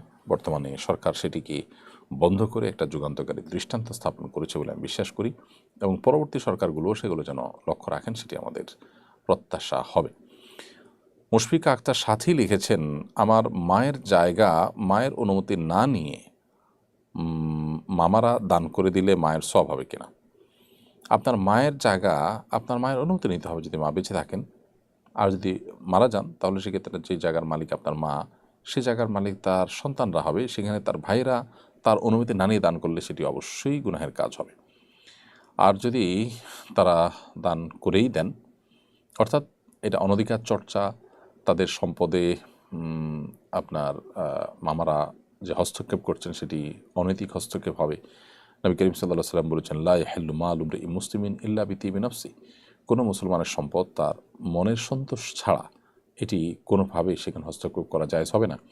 যদি আপনার মায়ের অনুমতি না নিয়ে এটা করলে সেটি অন্যায় কাজ। হ্যাঁ, করার পর যদি আপনার মা সম্মতি দেন, তিনি খুশি থাকেন বা তিনি মেনে নেন, তাহলে সেক্ষেত্রে অবশ্যই তাদের সে কাজ জায়েজ হয়ে যাবে। বাট উচিত হবে আগে থেকে অনুমতি নেওয়া। এভাবে অনুমতি না নিয়ে করাটা মৌলিকভাবে ভালো কাজ না, অন্যায় কাজ। এবং আপনার মা আল্লাহ সুবহানাহু ওয়া তাআলার কাছে সওয়াব বা বিনিময় প্রত্যাশা করতে পারেন, যেহেতু তার সম্পদ ব্যয় করা হয়েছে। তিনি আজও তিনিই পাবেন, মামারা তো বিনিময় পাবেনই না, প্রশ্নই ওঠে না, কারণ তাদের সম্পদ সেটি না। আরেকজনের সম্পদ যদি দান করেছেন, দান করে ফেলেছেন, ফেরত নেওয়ার সুযোগ নেই, তো সওয়াব, মানুষের টাকা তো আর বিফলে যাবে না, সওয়াব নিশ্চয়ই টাকার মালিক হিসেবে আপনার মাই পাবেন। এলাকায় প্রচুর বৃষ্টি হচ্ছে, বাহিরের জানাজা পড়ার সুযোগ নেই, এমত অবস্থায় মসজিদের ভিতরে পড়া যাবে কিনা? হ্যাঁ, অবশ্যই বাইরে পড়ার সুযোগ না থাকলে মসজিদে পড়লে জানাজা আদায় হয়ে যাবে। লাশ যদি মসজিদের বাইরে রাখা যায় উত্তম। মসজিদ লাশের কোনো দুর্গন্ধ, পানি, রক্ত ইত্যাদি পড়তে পারে, সেসব কারণে মসজিদের বাইরে রাখতে পারলে উত্তম। কিন্তু যদি মসজিদের বাইরে রাখা নাও যায়, ভেতরে পড়া হয়, তারপরে জানাজা আদায় হয়ে যায়, বিশেষ করে যদি বৃষ্টির কারণে সেরকম পরিবেশ সৃষ্টি হয়। বায়তুল মুকাররম জাতীয় মসজিদে আজ নতুন খতিব জমা পড়েন, নতুন খতিবের কাছে আপনার প্রত্যাশা কি? আমরা এর আগে বলেছি যে নতুন খতিব একজন প্রথিতযশা আলেম, আলেমদের কাছে যিনি প্রথিতযশা সেরকম একজন মানুষ এবং পণ্ডিত, সেই সাথে তিনি একাডেমিশিয়ান একজন মানুষ। তার কাছে প্রত্যাশা হলো যে দেশ এবং জাতির যে সমস্ত ইস্যুগুলো খুবই গুরুত্বপূর্ণ, সে বিষয়গুলোতে তিনি তার মেম্বার থেকে সুনির্দিষ্ট করে জাতিকে দিক নির্দেশনা দিবেন, গাইড করবেন। ইসলাম এবং মুসলমানদের স্বার্থ রক্ষার জন্য তিনি কাজ করবেন এবং জাতীয় মসজিদের জায়গা থেকে তিনি সকল চিন্তার মুসলমান, আহলে কেবলা এবং আহলে সুন্নাত জামাতের ভিতরে শামিল সকল মুসলমানদেরকে তিনি আপন করবেন এবং সবার নেতৃত্ব দিবেন, সবাইকে তিনি ওন করবেন। এই বিষয়টি তার কাছে আমার প্রত্যাশা। মুসলিমদের মধ্যে বিবাদমান বিভিন্ন যে বলয় আছে সেগুলোর মধ্যে দূরত্ব কমানোর জন্য তিনি কাজ করবেন, সেটি আমার প্রত্যাশা। আরিয়ান খান আসিফ আপনি লিখেছেন, খাওয়ার সময় মোবাইল টেপাটেপি করা যাবে কিনা, ফেসবুকিং করা বা কিংবা ইউটিউবে ভিডিও দেখা। এমনিতেই তো এই কাজগুলো একান্ত প্রয়োজন না হলে মাত্রাতিরিক্ত করা অনুচিত। সেখানে খাবারের সময় যদি আপনি করেন, সেক্ষেত্রে ডাক্তাররা বলেন, এই সংশ্লিষ্ট বিষয় বিশেষজ্ঞ এবং গবেষকরা বলেন যে সেটি আমাদের স্বাস্থ্যের জন্য ভালো নয়। আবার নবী করিম সাল্লাল্লাহু সাল্লামের যে সুন্নাহ ছিল খাবার দাবার ইত্যাদিতে মনোযোগী থাকা, সেটারও খেলাফ। খাবার দাবার সময় প্রয়োজনে মোবাইল একটু ধরলেন বা ইমার্জেন্সি কোনো কাজ থাকলে সেটা সংক্ষেপে সেরে ফেললেন বা কোনো কথা বললেন, সেটা নিষিদ্ধ না। কিন্তু মানে অহেতুক টিপাটিপি করা বা দীর্ঘ সময় ধরে সেটাতে মগ্ন থাকা সন্দেহাতীতভাবে ভালো কাজ না। আজকাল এই মোবাইল টেপাটিপি করা, ঘাটাঘাটি করা, ফেসবুকিং, স্ক্রলিং, এগুলো আমাদের খেতে বসে, ঘুমোতে গিয়ে, ওয়াশরুমে, সব জায়গাতে এগুলো আমাদের ব্যাপক হারে হচ্ছে, যেটা আমাদের রীতিমতো ব্যাধিতে পরিণত হয়েছে। মেয়ে হিসাবে বাবার সম্পদের হক চাইলে মা রাগ করেন, তিনি চান পুরো সম্পত্তি ভাইয়েরা ভোগ করুক, মাকে নারাজ করে কি মিরাজ নেওয়া যাবে কিনা? বাবার সম্পদে মেয়ে হিসাবে আপনার হক আছে এবং আপনি সে হক চাইতে পারেন। মা যদি অসন্তুষ্ট হন, তারপর আপনি আপনার হক চাওয়ার রাইট আছে, কিন্তু মায়ের সাথে দুর্ব্যবহার করা যাবে না, তার সাথে রাগারাগি করা যাবে না, নিজের অধিকার বিনয়ের সাথে আপনি চেয়ে যাবেন এবং সেটার জন্য আর্গুমেন্ট করতে পারেন। তারপরও যদি মা রাগ করেন বা মনে কষ্ট পান, তার জন্য আপনার কিছু আসবে বা যাবে না। হাবিবুর রহমান ফাহাদ লিখেছেন, শিশু দত্তক নেওয়া জায়েজ আছে কি না? শিশু দত্তক নেওয়া জায়েজ আছে, কিন্তু শিশুর যে বাবা, শিশুর যে মা, তাদের পরিচয় তাদেরকে পরিচিত করাতে হবে। দত্তক নেওয়া শিশুকে নিজের সন্তান হিসাবে কাগজে কলমে সমাজের মানুষের কাছে প্রতিষ্ঠিত করবেন, তাদের বাবা বা মা সাজবেন, সেটা কিন্তু জায়েজ হবে না, সেটা অনুচিত হবে। রূপক অর্থে তারা বাপ মা ডাকলো, কিন্তু তাদের কাছে তাদের বাপ মা কারা, জন্মদাতা বাবা মা, সেটা ক্লিয়ার থাকতে হবে, সমাজের মানুষের কাছে ক্লিয়ার করতে হবে, কাগজে কলমে তাদেরকে বাবা মা হিসাবে উল্লেখ করতে হবে। আর এর বাইরে আরেকটা গুরুত্বপূর্ণ বিষয় হলো যে দত্তক নেওয়া শিশু ছেলে হলে বড় হওয়ার পর তার সেই দত্তক নেওয়া মা, যিনি তার আসল জন্মদাতা মানন, তার সাথে সাক্ষাতের ব্যাপারে শরীয়তের যে বিধিবিধান আছে সেগুলো কিন্তু মেনে চলতে হবে। প্রাপ্তবয়স্ক হয়ে গেলে তার সাথে সাক্ষাৎ করা যাবে না যদি গায়ে মারাম হয়ে থাকে। আর যদি ছোট বয়সে কোনোভাবে দুধ পান করে দুধ সম্পর্কীয় কেউ হয়ে যান, তাহলে সেক্ষেত্রে ভিন্ন কথা। আজিম রহমান আপনি লিখেছেন, আমি কোনো এক কারণে আমার আম্মুকে বলেছি, আল্লাহর কসম আপনার লগে আর কথা বলবো না, এবং একদিন পর আম্মুর সাথে কথা বলি, আমি সাথে সাথে আল্লাহর কাছে মাফ চাইলাম, আমার কি গুনাহ হবে, করণীয় কি? ভাই আজিম রহমান, মায়ের সাথে এই ধরনের কাজ করে তো অবশ্যই অন্যায় করেছেন, এবং আপনি যদি কায়মুল হককে মাফ চান মায়ের কাছে, সেই সাথে আল্লাহর কাছে, তাহলে সেক্ষেত্রে আল্লাহ তাআলা আপনাকে মাফ করবেন। আপনি একদিন পর থেকে মায়ের সাথে কথা বলা শুরু করেছেন, ভালো কথা, কিন্তু মায়ের সাথে কথা বলবেন না বলে যে শপথ করেছেন, সেটিতে অন্যায় করেছেন। সেই জন্য আপনি মায়ের কাছে দুঃখ প্রকাশ করে তার মনের সন্তুষ্টি আদায় করে নেবেন, তিনি যেন মন থেকে তাকে আপনাকে মাফ করে দেয়। পাশাপাশি আল্লাহ তার কাছে মাফ চাইবেন, ইনশাআল্লাহ আল্লাহ তাআলা ক্ষমাশীল, মাফ করবেন। আমি আমেরিকায় থাকি, আমার মেয়ের জন্ম হয় আমেরিকায়, এখন আমার আকিকা বাংলাদেশে দিতে চাচ্ছি। আমার আকিকা বাংলাদেশে হিসাবে 7ম দিন করব নাকি আমেরিকার সময় যে 7ম দিন করব? যেখানে জন্ম নিয়েছে সেই জন্মের দিন হিসেব করে 7ম দিন আপনি আকিকা করবেন। অতএব বাংলাদেশে কোন দিন হচ্ছে সেটা চাইতে গুরুত্বপূর্ণ হলো আপনার সন্তানের যেখানে জন্ম হয়েছে সেই বার হিসাব করে কততম দিন হচ্ছে সেটি। সামিউল আলম আকাশ আপনি লিখেছেন, আমি ইনশাআল্লাহ 1 তারিখে কন্যা সন্তানের বাবা হব, আকিকার নিয়ম বলবেন, 7ম দিনের আগে আকিকা করা যাবে কিনা সেটাও বলবেন।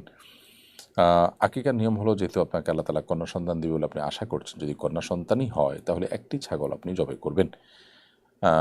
একটি ছাগল জবাই করার ক্ষেত্রে আপনি লক্ষ্য রাখবেন যে এটি 7ম দিনে হবে আকিকা। যে বারে জন্মগ্রহণ করেছে সন্তান তার আগের বার, শনিবারে জন্মগ্রহণ করে থাকলে শুক্রবার, রাতে জন্মগ্রহণ করে থাকলে রাতটি পরের দিনের সাথে সংশ্লিষ্ট হয়। যেমন শুক্রবার দিন যে রাতে যদি জন্মগ্রহণ করে সেটা শনিবার রাত হিসেবে গণ্য হবে শরীয়তের দৃষ্টিকোণ থেকে। তো সেই জায়গা থেকে 7ম দিনে আপনি আকিকা করবেন, তার আগে করলে সেটা সুন্নাহ এর খেলাফ বা পরিপন্থী হবে, তবে আকিকা হয়ে যাবে। বছরের নির্দিষ্ট সময় ইলিশ মাছ ধরা নিষিদ্ধ থাকে, ওই সময় জেলেরা গোপনে মাছ ধরে, এ সময় ধৃত মাছ জেলেদের থেকে কেনা জায়েজ হবে কিনা? যে মাছ নিয়ম ভঙ্গ করে জেলেরা ধরেন সেটি অবশ্যই অন্যায় কাজ, কারণ মাছ ধরার যে বিধিনিষেধ দেওয়া হয়ে থাকে সেটা আমাদের নিজেদের কল্যাণই এবং আমাদের প্রাকৃতিক সম্পদ, এই প্রাণী সম্পদ এটিকে রক্ষা করবার প্রয়োজনে। অতএব এই নির্দেশটা জনস্বার্থে দেওয়া হয় এবং জনকল্যাণে দেওয়া হয়। জনকল্যাণে কোনো নির্দেশ যখন সরকার দেয় তখন সেটি মানা উচিত এবং মুসলমানের জন্য সেইটি মানার নির্দেশনা ইসলাম দেয় আমাদেরকে। তো এই কাজটা অন্যায় কাজ, এই সময় নিষিদ্ধ থাকলে তখন মাছ ধরাটা। তবে যদি কেউ ধরে ফেলেন এবং সেটি বিক্রি করেন, সেটা কিনলে আপনার জন্য হারাম বা নাজায়েজ হবে না। আর যদি আপনি না কেনার মাধ্যমে যারা ধরছে তাদেরকে নিরুৎসাহিত করার সুযোগ থাকে এবং তাদেরকে প্রভাবিত করার সুযোগ থাকে, তাহলে অবশ্যই আপনার কেনাটাও সঠিক কাজ হবে না। আর যদি ব্যাপারটা এরকম হয় যে না, এখানে আসলে যারা ধরেছে তাদের হাত বদল হয়ে অনেক হাত হয়ে এটি এসেছে বাজারে, আপনি কিনেন বা না কিনেন এটার সাথে তাদের ধরা না ধরার কোনো সম্পর্ক থাকবে না, তাহলে সেক্ষেত্রে আপনার কেনাটা অন্যায় হবে না ইনশাআল্লাহ তাআলা, এবং কিনলে আপনি শরীয়ত দৃষ্টিতে গুনাহগারও হবেন না। এমনি শাকিল লিখেছেন, আমি নামাজে দাঁড়ালেই দুনিয়াবির সব কিছু মনে হতে থাকে, এর থেকে কীভাবে পরিত্রাণ পাবো? ভাই শাকিল, দুনিয়াবি বিষয় আসলে যদি আপনার নামাজে মনে হতে থাকে তাহলে সেক্ষেত্রে মনে রাখবেন যে যথাসম্ভব নামাজে যা পাঠ করেন সেই নামাজের তেলাওয়াতকৃত সেই ইয়েগুলো, আয়াত, কোরআন হাদিস, দোয়া, জিকির, তাসবিহ, তেলাওয়াত, এগুলোর অর্থ আমাদেরকে বুঝে পড়তে হবে। তাহলে সেক্ষেত্রে মনোযোগ ধরে রাখা সহজ হবে। সেই সাথে আরেকটি বিশেষ পরামর্শ হলো যে যত বেশি দীর্ঘ সময় নিয়ে আপনি নামাজ পড়বেন, খুশুর পাশাপাশি খুজুরটা যখন লক্ষ্য করবেন, ধীরস্থিরতা, তারপর নামাজের যে অন্যান্য দিক আছে, লম্বা সময় নিয়ে নামাজ পড়া, সেই বিষয়গুলো যত বেশি রক্ষা করবেন তত বেশি ইনশাআল্লাহ বিদিনিল্লাহ আপনার নামাজে মনোযোগ তৈরি হবে। এরপরের প্রশ্ন হলো, আমি বর্তমানে একটি প্রতিষ্ঠানে কর্মরত, এখানে যখন জয়েন করি তখন একটা ডকুমেন্ট সাইন করতে হয় যেখানে লেখা ছিল এই চাকরি ছাড়ার পর 1 বছরের মধ্যে তাদের প্রতিদ্বন্দ্বী প্রতিষ্ঠানে যুক্ত হতে পারবো না। এখন তাদের প্রতিদ্বন্দ্বী একটি প্রতিষ্ঠানে যুক্ত হতে চাইছি, এটা জায়েজ হবে কিনা? দেখুন, আপনি যে প্রতিষ্ঠানে কাজ করছেন সেখানে যদি আপনি প্রতিশ্রুতি দিয়ে থাকেন যে আপনি এতদিন এর মধ্যে প্রতিদ্বন্দ্বী প্রতিষ্ঠানে যাবেন না, তাহলে ইমানদার তার প্রতিশ্রুতি রক্ষা করা উচিত। আল মুমিনুনা আলা আল মুসলিমুনা আলা শুরুতিহিম, মুসলমানরা যে শর্ত মেনে নিবে সেটি তারা মেনে চলবে এবং সেটিকে মান্য করে চলবে, সেটিকে রক্ষা করে চলবে। সেই জায়গা থেকে আপনার প্রতিশ্রুতি রক্ষা করা উচিত। আপনি যদি এটি রক্ষা করতে পারবেন না বলে জানেন তাহলে সেক্ষেত্রে সেই প্রতিশ্রুতি আপনার দেওয়া উচিত নয়। ইমানদার তার জুবানকে সব কিছুর উপরে গুরুত্ব দিবে। আল্লাহ সুবহানাহু ওয়া তাআলা বলেছেন সফল ইমানদারদের কথা, জান্নাতুল ফিরদাউসের অধিকারী ইমানদারদের কথা, ওয়াল্লাযীনা হুম লিআমানাতিহিম ওয়া আহদিহিম রাউন, যারা তাদের আমানত, যারা তাদের অঙ্গীকার প্রতিশ্রুতিকে রক্ষা করে, এই লোকগুলো জান্নাতুল ফিরদাউসের অধিকারী হবে। এরপর ইসলামের সৈনিক আইডি থেকে আপনি লিখেছেন, নামাজে কোনো ফরজ ছুটে গেলে নামাজ কি ওই সময় ছেড়ে দিব নাকি শেষ করব? যদি কোনো ফরজ ছুটে যায় সে ফরজটিকে রিকভার করবেন, আদায় করে ফেলবেন, সেই চেষ্টা আপনি অব্যাহত রাখবেন। কোনো কারণে যদি সেটি করতে না পারেন তাহলে সেক্ষেত্রে ছুটে গিয়েছে, পুনরায় সেটা আর মানে ব্যাক করে সেখানে যাওয়ার আর সুযোগ নেই, তাহলে ওই রাকাতটা আপনি আবার পড়বেন এবং শেষে সিজদাও দিবেন। আর যদি নামাজ শেষ হয়ে যায় তারপরে আপনার মনে হয় তাহলে তো পুনরায় নামাজ পড়বেন। ব্যাংকিং ও আর্থিক লেনদেনে ইসলামী ফাইন্যান্সের ভূমিকা কেমন হওয়া উচিত? ইসলামী ব্যাংকিং সিস্টেমে কীভাবে আরও শক্তিশালী সাধারণ মানুষের কাছে গ্রহণযোগ্য করা যায়? এটার জন্য সত্যিকারের ইসলামী ফাইন্যান্স এবং ইসলামী অর্থনীতির বিশেষজ্ঞদেরকে দিয়ে যেমন বোর্ড গঠন করা উচিত, তেমনিভাবে তাদেরকে তাদের নির্দেশনাগুলোকে মেনে চলা উচিত এবং তাদেরকে সে পাওয়ার দেওয়া উচিত যেন তারা ইসলাম বিরোধী কোনো কিছু হলে সেখানে যেন হস্তক্ষেপ করতে পারেন। আমাদের দেশে ইসলামী ব্যাংকগুলোতে যেরকম রাবার স্ট্যাম্প টাইপের যে শরিয়া ব্যাংক করা হয়েছে সেটি যদি করা হয় তাহলে সেক্ষেত্রে জনগণের আস্থা আসলে কোনোভাবে অর্জন করা সম্ভব নয়। সেই সাথে সাধারণ মানুষের সুবিধার্থে কোন লেনদেনটা কীভাবে করলে ইসলামিক হবে, কীভাবে করলে ইসলামিক হবে না, সে বিষয়গুলো জানার জন্য তাদের টোল ফ্রি নম্বরে যেমন সিস্টেম থাকা উচিত, ব্যবস্থা রাখা উচিত। বিভিন্ন ইসলামী ব্যাংকের শাখাগুলোতে শরিয়া জানার জন্য কাস্টমার কেয়ার থাকা দরকার, যিনি সত্যিকারের সিস্টেমটা বলে দিবেন এবং কাস্টমার সেটা আদায় করে নেবেন ব্যাংক থেকে। তো এরকম নানামুখী উদ্যোগের মাধ্যমে আশা করা যায় যে আস্থার যে সংকট আছে ইসলামী ব্যাংকগুলোর প্রতি সেটা কিছুটা হলেও দূর করা সম্ভব। মাদি হাসান বাপ্পি লিখেছেন, বিয়ের আগে যুবকরা কিভাবে তাদের যৌবনকে হেফাজত করতে পারবে? বিয়ের আগে যুবকরা তাদের যৌবনকে হেফাজত করবার জন্য দৃষ্টিকে সংযত রাখার কোনো বিকল্প পথ খোলা নেই, তারা দৃষ্টিকে সংযত রাখতে হবে এবং সেই সাথে পরিণত বয়স হলে তারা উপায় উপার্জন করবে, হালাল উপার্জন করবে, মহর টাকা জোগাড় করবে, করে তারা বিবাহ করার চেষ্টা করবে। নবী সাল্লাল্লাহু আলাইহি ওয়াসাল্লাম বলেছেন যে যদি ইয়ামাশা সবাব মানে সাথে আমিন কোমল বা আতাফাল ইয়াতাজাওয়াজ, হে যুবকরা, তোমাদের কেউ যদি নিজেদের বিবাহ করার মতো শক্তি সামর্থ্য অর্জন করে ফেলে তাহলে তার বিবাহ করে ফেলা উচিত। ফাইনহু আগাদ্দুলিল বাসার ও আহসানুল ফরজ, কারণ বিবাহ যদি কেউ করে ফেলে উপযুক্ত সময়ে আল্লাহ তাআলা তাকে সামর্থ্য দেওয়ার পরপরই, তাহলে সেটি তার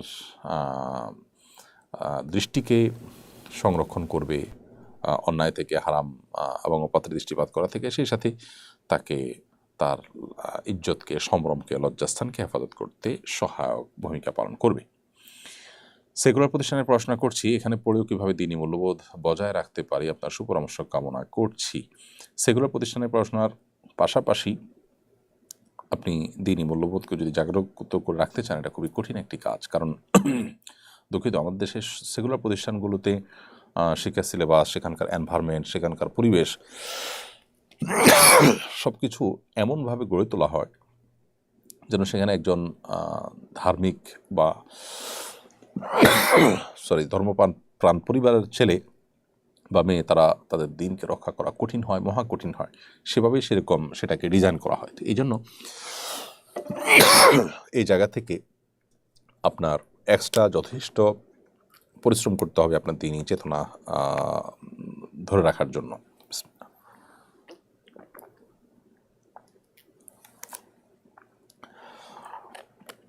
এরপরে জুলেখা রিজওয়ান আপনি লিখেছেন, বাবা প্যারালাইজড, হাঁটতে পারে না, স্ট্রোকের কারণে ব্রেইনেও সমস্যা, কিছু মনে রাখতে পারেন না খুব একটা, তিনি নামাজ না পড়লে কি গুনাহ হবে? তার অসুস্থতা যদি এই পর্যায়ে হয় যে তিনি হাঁটতে পারেন না এবং কোনো কিছু মনেও রাখতে পারেন না, তাহলে অবশ্যই তার রুকু সিজদা, ওয়াক্ত, কোনো কিছুর কোনো সেন্স না থাকলে তার নামাজ না পড়লে গুনাহ হবে না। তবে পরিবারের লোকদের উচিত তাকে সাহায্য করা, যতটুকু তাদের সাহায্য নিয়ে তিনি নামাজ আদায় করতে পারেন ততটুকু আদায় করার চেষ্টা করবেন। কিন্তু কখন কোন ওয়াক্ত হয় জানেন না, রুকু সিজদা বা নামাজের মধ্যে পাঠ্য আয়াত কোনো কিছু তার মনে থাকে না, এরকম যদি হয়ে যায় তাহলে সেক্ষেত্রে সে সময় তার এই যে ভুল হয়ে যায় সেটার কারণে তিনি গুনাহগার হবেন না। কিন্তু নামাজ পড়ার জন্য তার চেষ্টা করা এবং পরিবারের লোকরা তাকে নামাজ পড়ানোর জন্য চেষ্টা করা দরকার। যতটুকু তার সাধ্য করলে ততটুকু তিনি পড়বেন। পরিবেশ সংরক্ষণ এবং জলবায়ু পরিবর্তন বিষয়ে ইসলামের অবস্থান কি? কোরআন ও সুন্নাহ পরিবেশের সুরক্ষার বিষয়ে আমাদের কি নির্দেশনা দেয়? পরিবেশ সংরক্ষণ এবং জলবায়ু পরিবর্তন হয়েছে পৃথিবীতে মানুষের হাতের কামাইয়ের কারণে এবং বড়লোকদের সুবিধার জন্য পৃথিবীর সর্বস্তরের মানুষের জীবনে ধ্বংস ডেকে আনা হয়েছে। এটা হলো বাস্তবতা।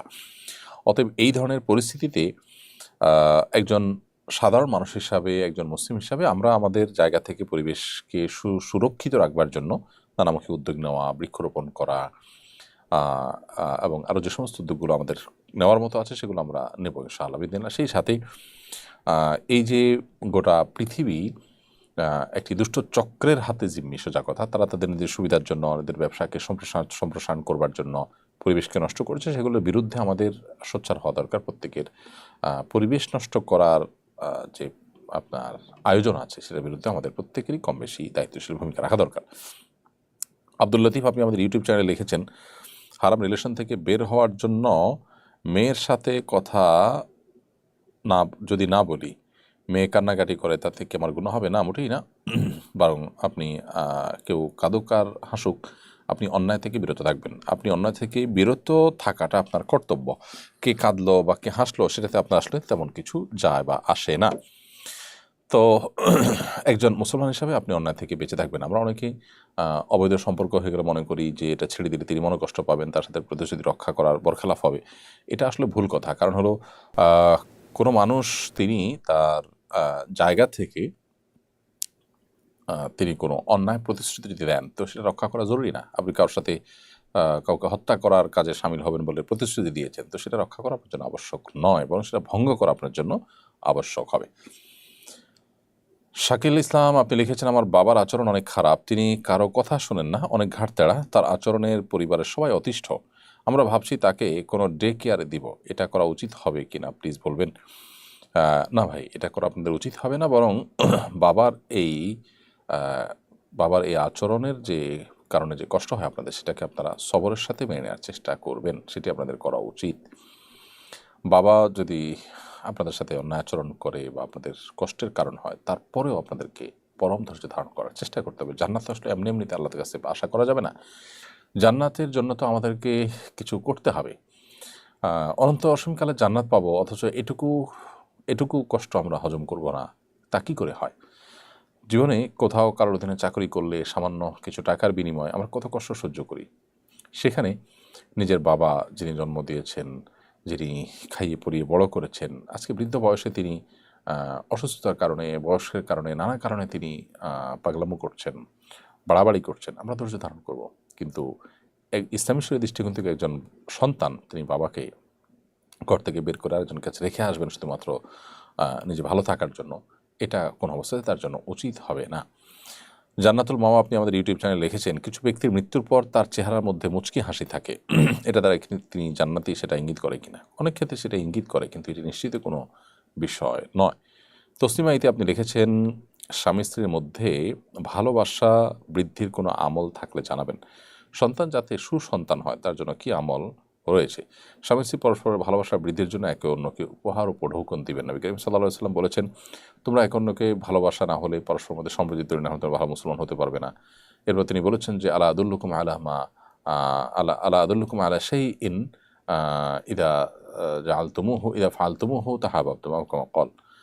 তোমাদেরকে এমন একটা টিপসকে আমি বলে দিব না, যেটি মেনে চললে তোমরা একে অন্যকে ভালোবাসতে পারবে, তোমাদের মধ্যে পরস্পরের ভালোবাসা তৈরি হবে। তখন তিনি বলেছেন যে তোমরা আফসুস সালামা বাইনাকুম, পরস্পরের মধ্যে সালামের প্রচলন ঘটাও। সালামের আদান প্রদান মানুষের মধ্যে সম্প্রীতি তৈরি করে, সেই সাথে হাদিয়ার উপঢৌকন আদান প্রদান মানুষের মধ্যে সম্প্রীতি তৈরি করে, এটিও হাদিস দ্বারা প্রমাণিত। এই জন্য স্বামী স্ত্রী পরকে বেশি বেশি করে সালাম দিতে হবে, সালামের জবাব দিতে হবে, শুনিয়ে শুনিয়ে দিতে হবে উচ্চস্বরে, খুব ভালো করে মহব্বতের সাথে, সেই সাথে উপহার করে আদান প্রদান করতে হবে। এগুলো ভালোবাসা বৃদ্ধির জন্য সহায়ক। সেই সাথে আল্লাহ সুবহানাহু ওয়া তাআলাকে স্পেশালি দোয়া করবেন একে অন্যের প্রতি সম্প্রীতি, সৌহার্দ্য যেন আল্লাহ তাআলা বাড়িয়ে দেন, দূরত্ব যেন আল্লাহ কমিয়ে দেন। আর নেক্সট সন্তানের জন্য রব্বি হাবলি মিনাস সালিহিন দোয়াটি পড়তে পারেন। রব্বানা হাব লানা মিন আজওয়াজিনা ওয়া যুররিয়াতিনা কুররাতা আয়ুন ওয়াজআলনা লিল মুত্তাকিনা ইমামা, কোরআন কারীমের এই আয়াতটি পড়তে পারেন। তারপরে রব্বি হাবলি মিন লাদুনকা যুররিয়াতান তাইয়্যিবা ইন্নাকা সামিউদ দুআ, আল্লাহ আপনার পক্ষ থেকে আপনি আমাকে পবিত্র সন্তান, ভালো সন্তান দান করুন, আপনি দোয়া শ্রবণকারী, এই আয়াতটি পড়তে পারেন। এগুলো সবগুলোই নেক্সট সন্তান লাভের দোয়া বিন্দু নবী রাসূলগণ পড়েছেন। এরপর রিদি হোসেন কিমতি এড়ি থেকে আপনি লিখেছেন, আমার আব্বু মারা গেছেন 1 বছর হলো। আব্বু যেন পরপারে ভালো থাকে এই জন্য কান্নাকাটি করে আল্লাহর কাছে দোয়া করলে কি গুনাহ হবে? কারণ একটা হাদিসে আছে, মৃত ব্যক্তির জন্য কান্নাকাটি করলে আল্লাহ শাস্তি দেন। না বোন, কান্নাকাটি করলে আপনার গুনাহ হবে না, বরং ভালো হবে। কিন্তু হাদিসে যে কান্নাকাটি নিষেধাজ্ঞা রয়েছে সেটা সাধারণ কান্নাকাটি নয়, সেটি হলো মাতম, অর্থাৎ আহাজারি, ভাঙচুর করে, চিৎকার চেঁচামেচি করে অনাস্থা প্রকাশ পায়, বিদ্রোহ প্রকাশ পায়, আল্লাহ সিদ্ধান্তের উপরে আপনার ক্ষোভ প্রকাশ পায়, এই টাইপের যে কান্নাকাটি, সেটা যেটাকে মাতম বলা হয়। সাধারণত ভাড়াটে লোকজন এনে মাতম করানোর প্রচলন ছিল আগের আরবে, এখনও পৃথিবীর কোনো কোনো অঞ্চলে আছে, সেটি মূলত নিষেধ। এরপর তানজিনা বেলাল তারিন আপনি লিখেছেন, কোনো কারণে যদি মসজিদে দান করার নিয়ত করে সেই টাকা কি আল্লাহর ওয়াস্তে কোনো মানুষকে দান করা যাবে? কেউ যদি মসজিদে দান করার নিয়ত করেন কোনো কারণে, তাহলে সেই টাকা আল্লাহর ওয়াস্তে আপনি কোনো মানুষকে দান করতে পারবেন না। কারণ নাসুল ওয়াকিফে কানা শেষার, দাতা যে উদ্দেশ্যে দিয়ে থাকে সেই উদ্দেশ্যে আপনাকে ব্যয় করতে হবে। দাতার যে বর্ণনা সেটা শরিয়ার বর্ণনা হিসাবে ধার্য হয় এবং বিবেচিত হয়, যার কারণে দাতা যদি মসজিদের জন্য দিয়ে থাকে আপনাকে মসজিদে দিতে হবে। দাতা যদি কোনো সাধারণ গরিব মানুষকে দিয়ে থাকে তাহলে গরিব মানুষের জন্য করতে হবে, আপনি সেটা মসজিদে ব্যয় করতে পারবেন না। হ্যাঁ, এক মসজিদের জন্য দিয়েছে, সেই মসজিদে আর প্রয়োজন নেই, তাহলে আরেক মসজিদে আপনি দিতে পারেন, সেম ক্যাটাগরিতে আপনি দিতে পারবেন। আফিফা আঞ্জুম আপনি লিখেছেন, আমার রুমের পাশে কবরস্থান, আমি গর্ভবতী, রুমে ঘুমালে অনাগত সন্তানের কোনো সমস্যা হবে কিনা? না, গর্ভবতী মায়েদের গর্ভাবস্থায় বিশেষ কোনো বিধিনিষেধ জাতীয় নেই। এ জাতীয় অনেক কথা আমাদের সমাজে প্রচলিত আছে, যেগুলো সবগুলোই প্রায় কুসংস্কার। ইকবাল হোসেন লিখেছেন, যদি নামাজের জায়গা নাপাক থাকে, জেনে বা না জেনে সেখানে যায় নামাজ বিছিয়ে নামাজ পড়লে আদায় হবে কিনা? নামাজের জায়গা যদি নাপাক থাকে তাহলে জানলে সেখানে কেন নামাজ পড়বেন, তার আশেপাশে কোথাও পড়বেন। আর যদি নাপাক জিনিসটা দৃশ্যমান না থাকে, আপনি ফ্লোরের উপরে জানাজ বিছিয়ে নেন, তাহলে সেক্ষেত্রে সেখানে নামাজ পড়লে সেই নামাজ হয়ে যাবে। মানে আপনি যেটার উপরে আসছেন সেখানে নাপাক নেই, নিচে কোথাও আছে, তার উপরে অন্য কিছু বিছিয়ে নামাজ পড়েছেন, নামাজ হয়ে যাবে ইনশাআল্লাহ। কিন্তু জেনে শুনে এরকম জায়গায় নামাজ না পড়ে পরিচ্ছন্ন জায়গাতে নামাজ পড়বেন, অস্বস্থতা থেকে আপনি দূরে থাকতে পারবেন। এমডি সিদ্দিকুল লিখেছেন, আমি যখন বিবাহ করি আমার স্ত্রী তখন নাবালক ছিল, বিয়েতে সাক্ষী ছিল না, এখন কি করণীয়? সাক্ষী না থাকলে তো বিয়ে হয়নি, সে বিয়ে পুনরায় দোহরাতে হবে, দুজন সাক্ষীর সামনে পুনরায় বিবাহ করতে হবে। এরপরে নেস্টি রাশিদ, এটা কেমন নাম, যাই হোক, আপনি লিখেছেন শাশুড়ি নামাজ পড়েন না, টিভিতে প্রচুর পরিমাণে আসক্ত, সমাজে প্রচলিত কুসংস্কার প্রচুর পরিমাণে মেনে চলেন, আমাদেরও তা মেনে চলতে বলেন, না মানলে রাগ করেন, আমাদের করণীয় কি? তিনি রাগ করলেও অন্যায় কাজে তো আপনি তার অনুসরণ করবেন না, বরং তাকে বোঝানোর চেষ্টা করবেন, এবং মুরব্বী হিসাবে তার প্রতি শ্রদ্ধার কোনো ঘাটতি থাকবে না, ব্যবহারও খারাপ করা যাবে না। এমনি জিহাদ হোসেন লিখেছেন, আমি কোনোভাবে নামাজে নিয়মিত হতে পারছি না, সর্বোচ্চ 5-10 দিন 1 থেকে 10 দিন 5 ওয়াক্ত নামাজ পড়তে পারি, এরপর আবার অনিয়মিত হয়ে যাই, আমি কিভাবে নামাজ নিয়মিত হতে পারি? নামাজের গুরুত্বটা আপনি কোরআন হাদিসের আলোকে একটু বোঝার চেষ্টা করবেন। নামাজের গুরুত্ব পরে কয়েকটি লেকচার, কমপক্ষে 5টি গুরুত্বপূর্ণ ভালো ভালো ব্যক্তিদের লেকচার আপনি পড়বেন, শুনবেন, এবং কয়েকটা আর্টিকেল আপনি পড়বেন নামাজের গুরুত্বের উপরে। সেই সাথে নামাজি মানুষদের সাথে এরকম সোসাইটি থাকবেন যেখানে সবাই নামাজি, এই বিষয়গুলো আপনাকে সাহায্য করবে ইনশাআল্লাহ তাআলা। মোহাম্মদ এসার শাহেদ লিখেছেন, অনলাইনে টাকা দিয়ে কিনতে হয় এমন কোর্সগুলো টেলিগ্রামে ফ্রিতে পাওয়া যায়, আর্থিক অক্ষমতা থাকলে বা না থাকলে সেই ক্লাসগুলো করা যাবে কিনা? এটাতে যদি কোনো প্রতিষ্ঠান আর্থিকভাবে ক্ষতিগ্রস্ত হয়, এটা যদি কেউ পাইরেসি করে নকল করে তাহলে সেটা করা আপনার জন্য জায়েজ হবে না। নামিরা ইসলাম আপনি লিখেছেন, আমার শাশুড়ি একজন জালিম মহিলা, আমাকে সবসময় সব বিষয় নিয়ে কটু কথা বলেন, খাবার দাবারে কষ্ট দেন, তার অত্যাচারে আমি এখন প্রায় মানসিক রোগী, আমি আমার স্বামীর কাছে আলাদা থাকার ব্যবস্থা করার কথা বললে গুনাহগার হবে কিনা? অবশ্যই আপনি গুনাহগার হবেন না, যদি জুলুমের শিকার হয়ে থাকেন আপনি সেটি চাইতে পারেন, তবে আপনার নিজের কাছে বিচারে যেটাকে জুলুম মনে হচ্ছে সেটা আসলে কতটা জুলুম সেটা নিয়ে আপনি অবশ্য কোনো একজন ভালো আলিম, ভালো স্কলার, তার কাছে পরিপূর্ণভাবে পুরো বিষয়টা খুলে পরামর্শ চাইতে পারেন, তবে অবশ্যই আপনি পৃথক থাকার জন্য আপনার স্বামীর কাছে আর্গুমেন্ট করতে পারেন। এমডি আরাফাত এডি থেকে আপনি লিখেছেন, সকল মন্দ কাজের আসক্তি থেকে কিভাবে দূরে থাকা যায়? আল্লাহ সুবহানাহু ওয়া তাআলার কাছে আশ্রয় চাইবেন এবং নিজের জায়গা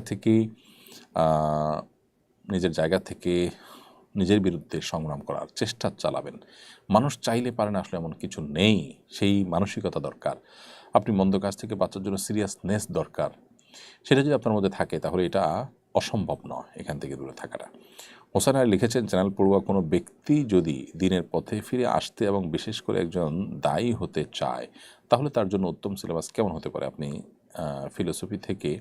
আপনার ফিলোসফি থেকে জানার আগ্রহ প্রকাশ করছি। চ্যানেল পড়ুয়া থেকে দিনের পথে ফিরে আসতে চাইলে কোরআন কারীমের একটা বাংলা অনুবাদ, সংক্ষিপ্ত তাফসীর সহকারে, নবী সাল্লাল্লাহু আলাইহি ওয়াসাল্লামের একটা সিরাতের গ্রন্থ এবং একটি হাদিস সংকলন, একটি মাসালের বই এবং মুসলিমদের যে ইতিহাস এটার অথেন্টিক কোনো বই তিনি পড়ে দেখা দরকার। এভাবে এই সিলেবাসটা যদি কমপ্লিট করতে পারেন আমার মনে হয় যে তার দিনের পথে আশাটা পোক্ত হবে। শেষে তার অনেকগুলো বই আছে ধাপে ধাপে, সেগুলো তাকে পড়তে হবে।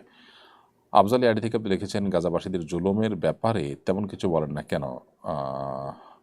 দেখুন, আমরা এর আগে বারবার করে বলেছি, আলহামদুলিল্লাহ বলার চেষ্টা করছি, তাদের প্রতি যে জুলুম হচ্ছে সেই জুলুমের বিরুদ্ধে আমরা নানাবিধ উদ্যোগ নিয়েছি, মানুষকে বারবার করে তাদের প্রতি যারা জুলুম করছে সেই জালিমদের যেন পণ্যগুলো বয়কট করে চলে মানুষ, সেজন্য মানুষকে উৎসাহ দিচ্ছি, চেষ্টা করছি এবং দোয়াও অব্যাহত আছে। আল্লাহ সুবহানাহু ওয়া তাআলা আমাদের কর্তব্যকে আরও জোরালোভাবে পালন করার তৌফিক দান করুন। এরপর তাকবীর হাসান লিখেছেন, তাকবীর অর্থ কি? এর নাম রাখা যাবে কিনা? যাবে। তাকবীর অর্থ হলো বড় করা, কাউকে বড় করা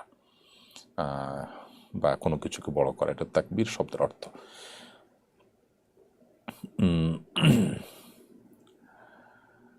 এরপরে মাহমুফা বিএম এআডি থেকে আপনি লিখেছেন, স্বামী মারা গেলে স্ত্রীর দোয়া কি স্বামীর কবরে কাজে লাগবে? স্বামী যদি মারা যান তাহলে সেক্ষেত্রে স্ত্রীর দোয়া স্বামীর কবরে অবশ্যই কাজে লাগবে, আবার স্ত্রী মারা গেলে স্বামীর দোয়া আপনার স্ত্রীর কাজে লাগবে। পরস্পরের জন্য অবশ্যই দোয়া করলে সেটা উপকারে আসবে। এরপরে চৌধুরী আর লিখেছেন, আসাম থেকে বলছি, আমার ছেলের বয়স 17, নামাজ পড়ে তবে জামাতের সাথে পড়ে না, তার জন্য দোয়া করবেন, নসিহত করবেন। আল্লাহ তাআলা আপনার ছেলেকে পরিপূর্ণ হেদায়েত দান করুন, আমরা দোয়া করি। এবং সেই সাথে নামাজ জামাতের সাথে পড়া আমাদের জন্য আবশ্যক। ইসলামী শরীয়ত আমাদের জন্য ওয়াজিব করেছে, নবী করিম সাল্লাল্লাহু আলাইহি ওয়াসাল্লাম আমাদেরকে অনেক বেশি গুরুত্ব আরোপ করেছে। একজন মুসলমান হিসাবে ইচ্ছাকৃতভাবে জামাত তরক করা আমাদের জন্য কোনো অবস্থাতে জায়েজ নয়। নবী করিম সাল্লাল্লাহু আলাইহি ওয়াসাল্লাম বলেছেন, কেউ যদি শক্তি সামর্থ্য থাকা সত্ত্বেও নামাজে জামাতে হাজির না হয়, নবী সাল্লাল্লাহু আলাইহি ওয়াসাল্লাম তাদের বাড়িতে আগুন জ্বালিয়ে পুড়িয়ে ফেলতে ইচ্ছা পোষণ করেছেন। এটা জাস্ট গুরুত্ব বোঝাবার জন্য তিনি বলেছেন যে জামাতে নামাজ পড়াটা কত গুরুত্বপূর্ণ। সেজন্য একজন মুসলমানের সন্তান বা একজন মুসলমান তিনি জামাতে নামাজ পড়বেন, পুরুষ হলে। মহিলা হলে অবশ্যই তিনি নিজের বাসায় পড়বেন। আল্লাহ তাআলা আমাদেরকে জামাতের গুরুত্ব বোঝার তৌফিক দান করুন। এক রাকাতে 27 রাকাতের সওয়াব পাওয়া যায় জামাতে নামাজ পড়ার মাধ্যমে। তাহলে একটা জিনিস আমি 27 গুণ পাই, তাহলে সেটা কিভাবে আমি ছাড়তে পারি? যদি আমার ন্যূনতম ঈমান থাকে, আল্লাহ নবী সাল্লাল্লাহু আলাইহি ওয়াসাল্লামের কথার প্রতি যদি আস্থা থাকে। আল্লাহ তাআলা আমাদেরকে জামাতের সাথে নামাজ পড়ার তৌফিক দান করুন। প্রিয় দর্শক, দেখতে দেখতে অনুষ্ঠানের একেবারে শেষ প্রান্তে আমরা চলে আসছি। আজকে সময় হয়েছে বিদায় নেওয়ার। ইনশাআল্লাহ আল্লাহ যদি আমাদেরকে ভালো রাখেন, নিরাপদে রাখেন, সুস্থ রাখেন, আগামী পর্বে একই সময় আমরা এই লাইভ অনুষ্ঠানে আপনাদের সামনে হাজির হব। সে পর্যন্ত আল্লাহ তাআলা সবাইকে ভালো রাখুন, সুস্থ রাখুন। জাযাকুমুল্লাহু খাইরা। আসসালামু আলাইকুম ওয়া রাহমাতুল্লাহি ওয়া বারাকাতুহু। আসুন্নাহ ফাউন্ডেশন, উম্মার স্বার্থে